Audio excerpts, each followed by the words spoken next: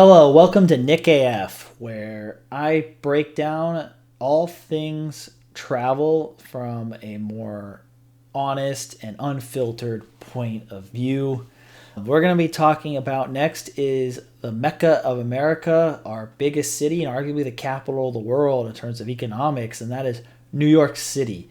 But there really are two New York cities. There's Manhattan and the outer boroughs, and my reviews of them are very different. Let's start with Manhattan. Manhattan is a very cool place to visit. It's very walkable. It's very easy to navigate because the way that the avenues and the streets are all named. So if you're going up in Count, you're going north. If you're going down in Count streets, you're going south. And if you go down in Count for streets, you're going east. Avenues, you're going east. And if you're going up in Count, you are going west. And it's very easy. The subway system is very outdated, and it looks like it's still in the 19th century, but it gets the job done for the most part, and you can get around smoothly, at least during the day. I personally wouldn't go on the subway at night, especially if we have a mayor there who I think is going to be a little bit more lax on crime. New York seems to be a little bit bipolar in this case. Like, they don't know whether they want to have a tough on crime city or a lax on crime city, and so the last several mayors have been like rotating in and out on this, and I think we're more on the lax side. And so when you do have that kind of environment, you just need to be careful. You can walk around at night in New York probably before midnight just fine in the northern boroughs of Midtown, so like basically north of 37th Street up to like Central Park. You'll probably be fine walking around at night. Elsewhere, I'd probably not walk around at night after say 8 or 9 o'clock, and I wouldn't really take the subway generally after dark. That's my personal opinion. I've seen people, particularly in the Bowery areas and southern Manhattan and in the Harlem areas in northern Manhattan, have issues with crime-related problems walking around alone at night. So, yeah, don't recommend that. During the day, it's perfectly fine to walk around just about anywhere in Manhattan. And that's what I like about New York. I just like, because New York has so many things going on, both historical and modern, whether it's retail, whether that's tourist attractions, whether that's historical sites, whether that's just seeing the hustle and bustle of the major businesses that are there, or like the parks, or new food or whatever. You can just walk around anywhere and randomly ramble and stumble into something cool you haven't seen before. And so when I go to New York, that's what I like to do if I have the time. I don't know, when I'm ready and out of my hotel, I'll just go on a walk one cardinal direction from wherever I'm staying and just see what I bump into. And if I spent a summer in New York, I'd probably get in great shape and lose a ton of weight because I would just walk 30,000 plus steps every day. It's a great city for that, and that's one reason I really like New York. New York, I think, is second best in terms of restaurants in America to San Francisco. Got great steakhouses. I went to this place called Keen's when I was there last time, and it was really good. And I had like a mutton chop actually for the first time, along with the steak. New York has great pizza, if you like that. A good Italian, a good Chinese food. Like New York, you can find really just about anything. It's a great food city. And it's actually surprisingly, the restaurants in New York are actually more affordable than their equivalents in California. So it's not necessarily the most expensive city for restaurants, believe it or not. And it's pretty easy to get around. Again, you have a lot of unique attractions that you're not going to find anywhere else. The Empire State Building, Statue of Liberty, Wall Street with the big brass bull, and the New York Stock Exchange and all that. You've got the High Line. You've got a lot of parks, Central Park particularly. You have Roosevelt Island, you have Fifth Avenue and St. Patrick's Cathedral, which is one of my favorite Catholic churches to go to in America. I've been on the road. I went to Mass there last time I was in New York and enjoyed it. Rockefeller Center is cool. You have a lot of unique flagship stores for things that are hard to find in other cities. So that's a plus. I like to do, when I go visit New York, I like to do a lot of Christmas shopping for family members because it's one of the few cities where you can actually get things you can't find in other cities. So Yeah, that's kind of, and in New York, there's usually always something going on, whether it's events or other things. And so if you take the time to check out that kind of stuff, and because of the relatively ease of public transportation or walking, you can find you can get bigger gatherings of people easier than in other places. And then you got MSG for sports. It's one of the more fun arenas to watch any sort of game. So I really like Manhattan. It's fun to walk around. The problem is it's a grind. It's a meat grinder and very stressful. Like staying there is very expensive. Like even would be like a lower end 3-star hotel is going to be over $300, probably $400 a night, and it goes up from there. You can't really buy groceries in Manhattan because you're going to be staying in a small place and you can't really carry them around. So you're going to be going out to eat every meal, and that adds up, especially if you're going with other people. All the attractions are generally more expensive than their equivalents in other places. Actually, I think that the new World Trade Center has a really cool observatory. That's another fun thing to do in New York. And like the 9/11 Memorial is also worth visiting. But yeah, New York has also a nice skyline. I prefer Chicago's skyline personally, but it's a really nice view when you're taking like an Uber to or from LaGuardia to see all of it. Yeah, if you have a car, forget it. You don't drive into New York. They have congestion tax, but also mainly just because of lack of parking. It makes it's a chore. You should probably park in Liberty State Park and then take a path in or something like that if you are doing New York as part of a road trip. But yeah, it's not a car friendly place. But the high cost is one thing. The other thing is just the chaos. There's always like a lot of roads are blocked due to construction, scaffolding all over the place. Things take a long time to get repaired. A lot of honking and noise and people in a hurry. And if you're just taking a leisurely pace, people get angry at you for just not being in a rush when you're walking down the sidewalk. People can be very direct, but they can also come off as rude from people from other parts of the country. Some people like that New York type of personality. Others are off put by it.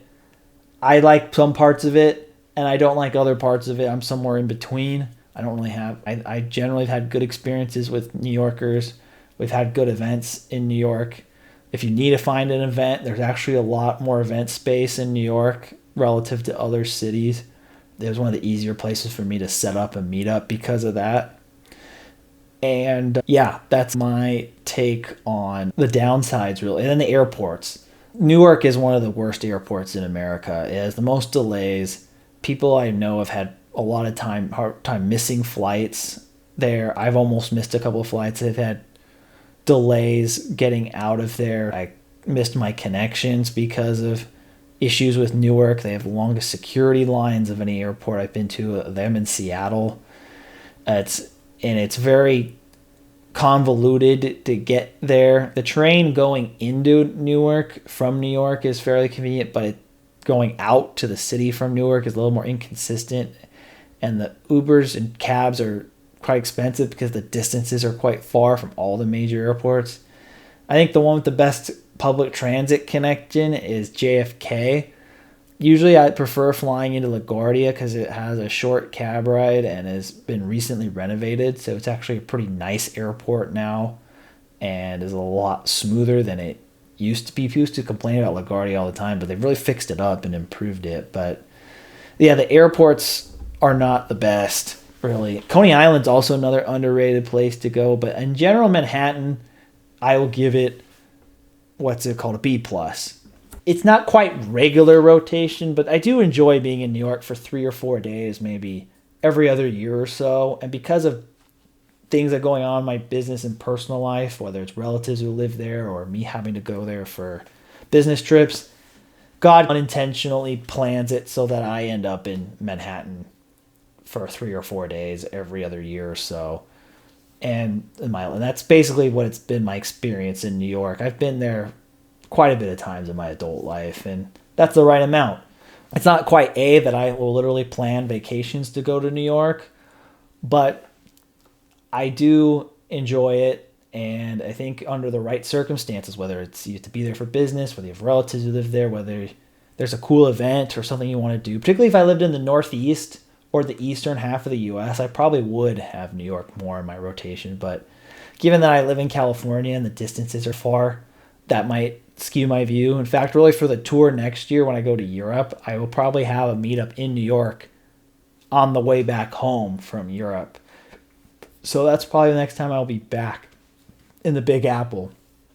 But overall, Manhattan's fun. I wouldn't live there because it's just too expensive, especially relative to wages there, and property ownership, forget it. And the commute times, if you live in the suburbs, are very long because you have to take a drive to the train station and then take a train in to New York.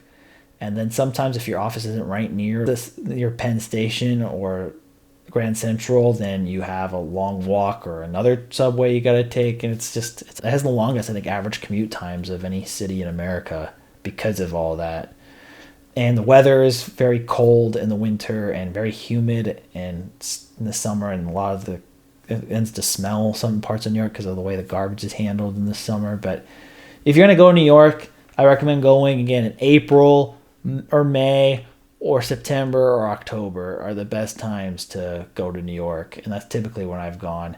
And so in the winter, it's just too cold and you don't want to be outside. And the summer, it's hot and humid and also has a lot of tourists, so it's not as pleasant of an experience.